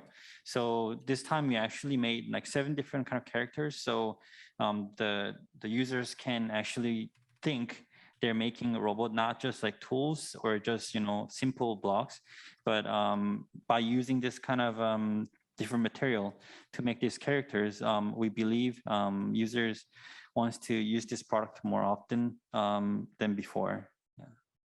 Yeah, it's probably a good idea to ship like a kit that's more than just parts. I think Lego does that actually. They have all kinds of kits, and you want to build exactly what's on the box.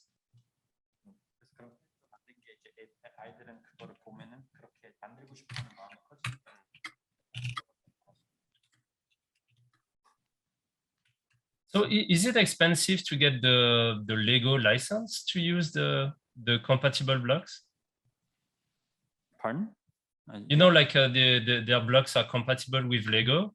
Do they have to pay a license for that?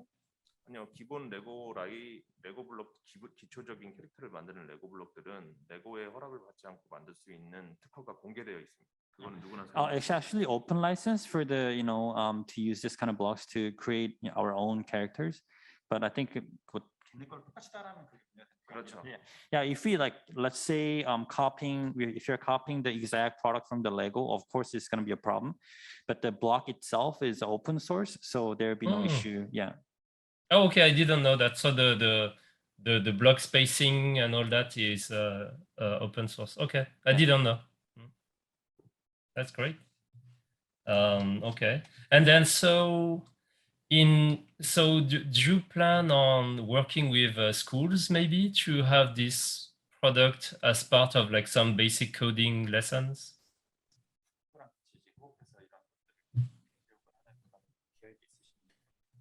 저희 필드 테스트 할 때 한국의 고등학교, 초등학교, 중학교에서 지금 거의 2년 정도 사용하고 있고요. 홍콩 학원 프랜차이즈 학원들이랑 그리고 중국과 일본의 프랜차이즈 학원들에서 지금 필드 테스트를 진행하고 있습니다. In Korea, we are actually been testing this in elementary school, middle school, and high school for the last 2 years. And in Hong Kong, Japan, and China, we've been co-working with the after school academy. So yeah, we've been trying hard with students or like academy or schools to work with this kind of project. Okay, yeah, that's a really good idea because you need people to kind of teach about your product, and at the same time you can make maybe high volume sales, so you can sell more with less work. Plus, they are teaching people to use your product.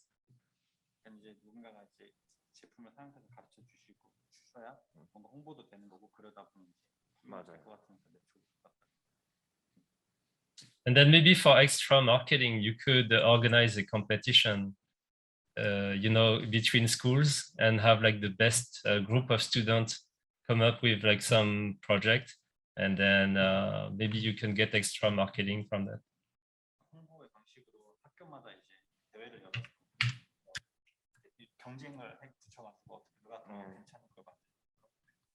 이번에 그래서 우리 홍보 비디오 자체가 로봇 컴피티션을 하는 홍보 형식으로 촬영을 했고, 네, 영상은 지금 편집 중이고 이번에는 그런 식의 컨셉으로 진행합니다. Yeah, because we actually finished filming the next advertisement based on what you said, like competition between schools. We're in the process of editing, so we don't have the video, but yeah, I think that's really good concept for us to market our product. Yeah, that'd be really entertaining. And so in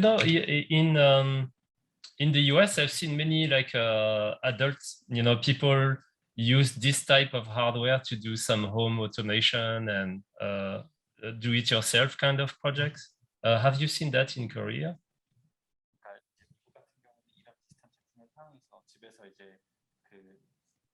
알아서 만드는 뭔가 집 홈 오토메이션, 그러니까 집 자동화를 하는 사람들이 있는데 한국도 혹시 그런 이런 한국도 있긴 있는데 한국은 10만 원대 이하의 저가 제품을 대부분 구매하게 지금 유도를 하고 있고, 그리고 한국은 약간 정책과 물려 있는 교육이 가정 교육이라든지 학교 교육이 약간 물려 있어요. 그래서 지금은 학교라든지 가정에서 10만 원대 이하를 사면 어떤 혜택을 주는 그런 게 있기 때문에 대부분 우리와 같은 고가 제품은 조금 판매되기가 좀 어렵고, 판매는 대부분 저희와 같은 비슷한 경쟁 회사들도 다 유럽과 미국 쪽, 중국 쪽에 판매가 되지 한국에서는 그렇게 크게 판매가 되지는 않고 있습니다. Because in Korea market right now, it's usually like this kind of similar products. It sells if it's under $100, because there's actually the kind of government funding that actually gives you like aids for if you're purchasing this kind of like devices under 100. So it's kind of hard for us to market the domestic market.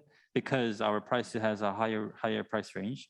So if it's like above 100, we usually market like European market or North American market. So yeah.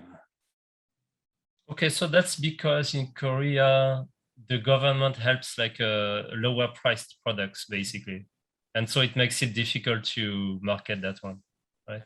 저렴한 제품들을 그렇게 하는 그런 게 있기 때문에 이제 좀 가격대가 있는 제품들은 하기 힘든 게.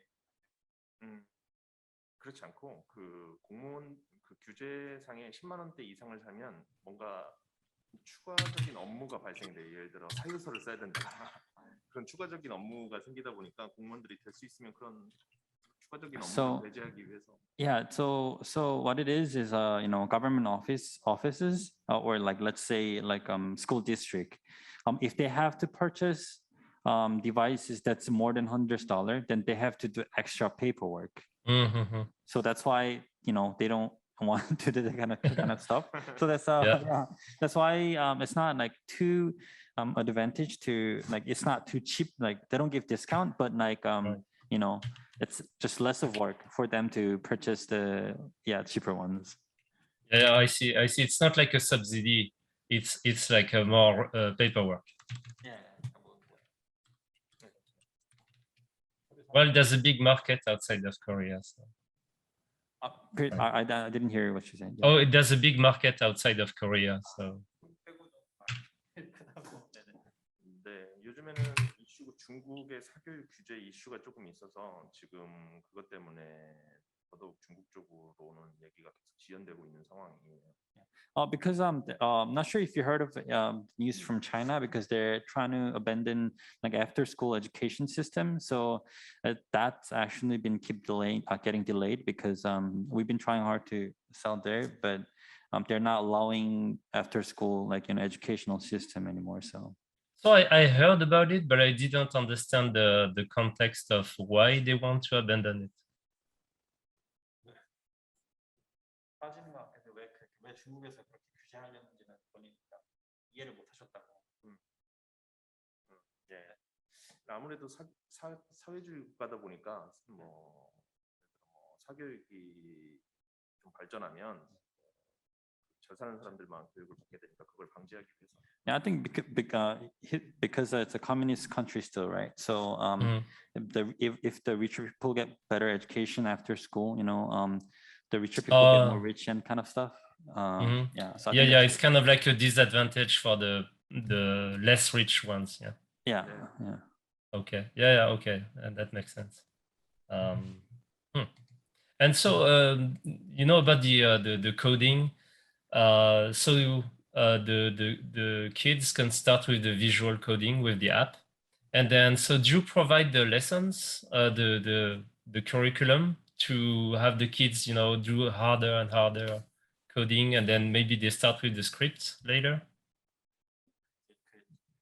제공하시는 프로그램에 있어서 어떻게 사용하는지 그런 인스트럭션 비디오를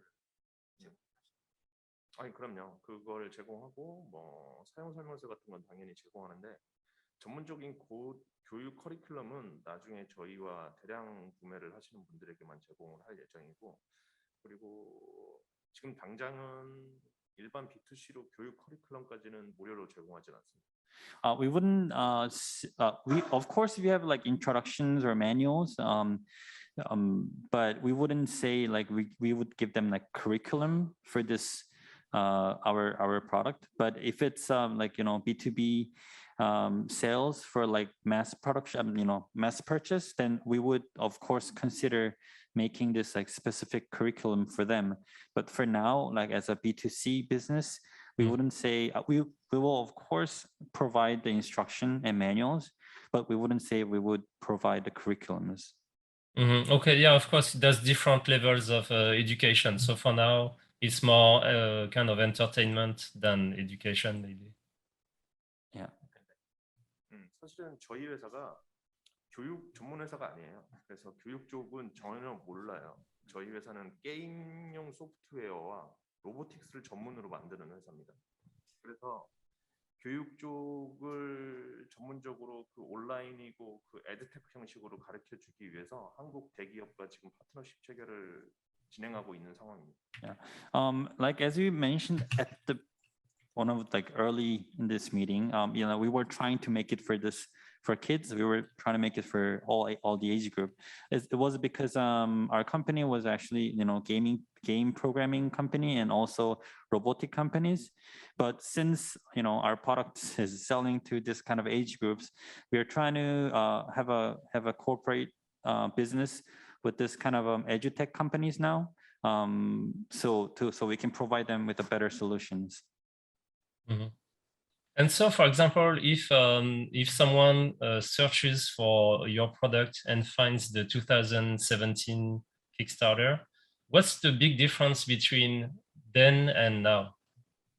이야기들이 했던 건데, 그러니까 2017년 킥스타터를 보시고 지금 이번에 킥스타터를 보시면 가장 큰 차이가 뭐라고 설명해 주실 수 있나요? 일단 필드 테스트를 다 통과하고 그때는 거의 프로토타입의 형식이었다면 지금 완제품으로까지 발전이 됐고 그리고 소비자들에 대한 그 사용성에 대한 테스트까지 모두 완료되고 유럽 인증, 미국 인증, 국내 인증, 일본 인증, 인증까지 전부 다 획득되어 있는 상황입니다. 그러니까 모든 양산 프로세스까지 전부 다 마무리되어 있는 상태라고 보시면 될 것 같아요. Because we would say like in 2017, it was like more like a prototype kind of a product because back then we didn't do any field tests or like had many certificates. But for now, as we mentioned before, we did like 2 years of field tests in Korea and also in Japan, Hong Kong, China. So we would say this is like right before the, you know, complete product because we got certificates from European countries and Korea, like Japan and everywhere. So this product is for now it's way more complete than compared to 2017. Okay, yeah. So in back then it was more kind of this is what we want. Oh, this is what we want to do, and today it's here's what we have.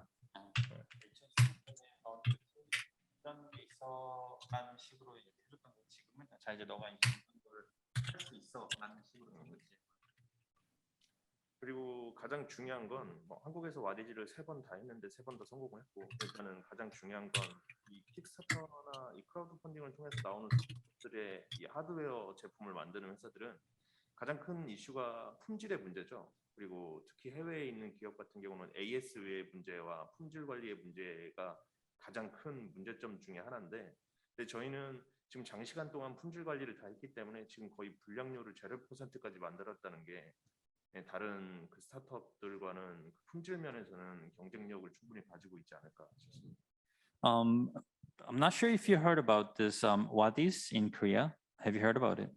Nope. So that's basically like a Kickstarter in Korea. So we did it 3 times in Korea, and all of them are successful. Like so, we made it through the final funding. So compared to any kind of like similar products in Kickstarter or this kind of startup, we consider the biggest problem is the quality issue. Because they don't test this often and then just release the product. So a lot of them has a quality issues. But since we've been in this field for a long time now, or for a few years at least, we are really confident about our quality, and we would say it's almost 0% that our product is not qualified for the users to use. So. That's one of the biggest, difference. Yeah. Or advantage. Strong points about our product that the quality would compared to any other companies, it's the best one that's out in the market. Mm-hmm. Yeah, I can believe it because like the idea I think is quite common. I've seen many companies trying to do this, but it's much more complicated to make it work than to kind of have the idea of doing it.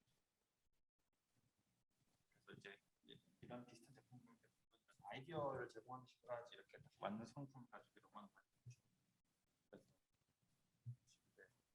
그리고 그때와 가장 차이점이 또 필드 테스트 할 때 뭐였냐면 저희는 레고를 재사용하게끔 만들었었어요. 그러니까 레고를 저희가 직접 주진 않고, 그러니까 집에 있는 레고를 재사용해서 너희들의 창작품을 만들어라라는 자율성을 부여를 했는데, 실제 필드 테스트를 해보니 아이들이 자신만의 창작품을 만드는 게 사실은 엄청난 무리가 있었어요.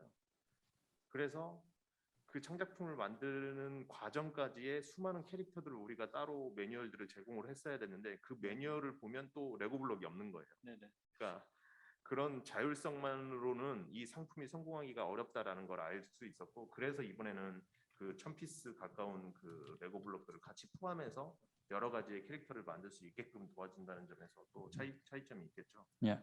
Actually, one of the difference we want to bring it up is that during the field test, we actually just provided the blocks and then kind of like bring your own Lego kind of system. So they would actually use the blocks from their homes to build something.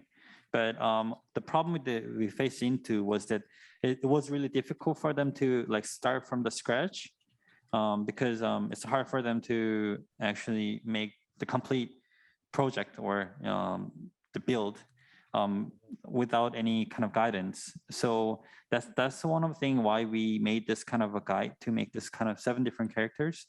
So they have an outline to or instruction to finish the product. And even once we give them this kind of instruction, the problem was that they're like at their home, they were missing that kind of like certain shape Legos and stuff.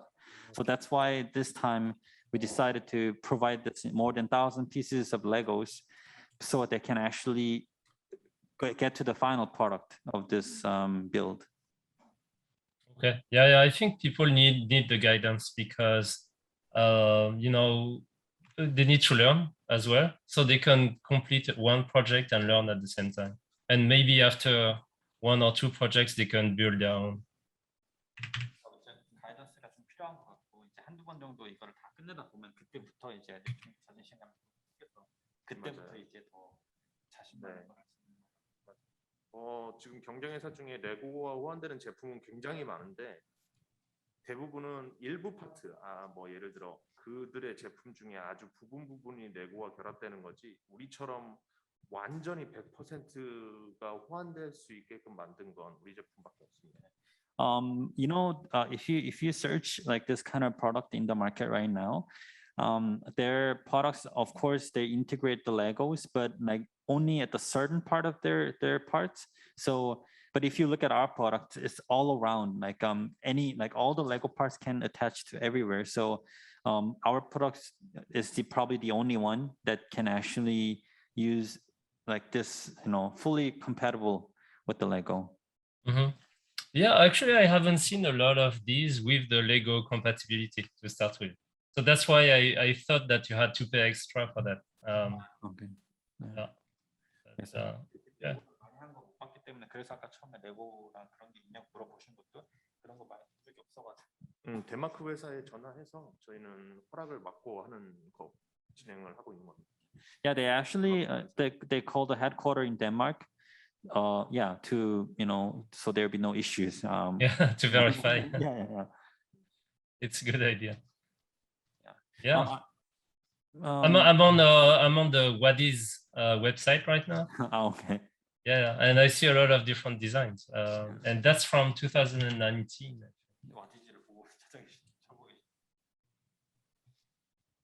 Yeah, but actually the meeting time was up 3 minutes ago. So if you have final more questions, you can shoot quickly so we can wrap up the meeting. But if you so I think it's I have a good understanding of the product. I'll just ask you to send me the latest information because I can find a lot of things online, but that seems a little old. So just send me the latest information and then I'll make sure I look at it. Yeah, okay, sure. 뭔가 온라인으로 좀 더 업데이트하고 예를 들면 킥스타터 이런 게 새로 시작되거나 하시면은 보내주시면 알겠습니다.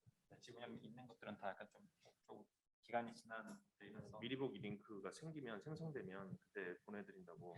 Yeah, as soon as there's a preview page for the Kickstarter, they will send it to you. Yeah. Okay, perfect. Thank you. Thanks for presenting me your project. Thank you very much.